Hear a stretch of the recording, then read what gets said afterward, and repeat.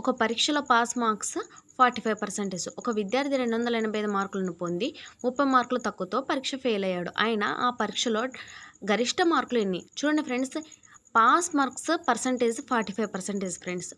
అయితే ఆ స్టూడెంట్ 285 మార్కులు పొందిండు ఫ్రెండ్స్.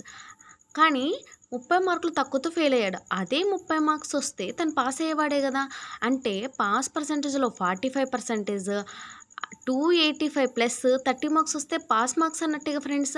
ఎందుకంటే ఆ 30 వస్తే తను పాస్ అయ్యేవాడు కదా! కాబట్టి ఫ్రెండ్స్, ఈ 45% పాస్ పర్సంటేజ్ అయితే, సో 285 ప్లస్ 30 350, అంతేగా friends, 350.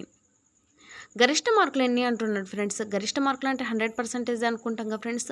So 9 5 9 3 and 4 9 5 45. So 5 1 5 7 7 into 100 700. చూడండి friends, 700 marks friends, highest marks. చూడండి ఫ్రెండ్స్, ఇది చాలా ఇంపార్టెంట్ లెక్క ఫ్రెండ్స్, విఆర్ఓ ఎగ్జామ్లో వచ్చింది ఫ్రెండ్స్.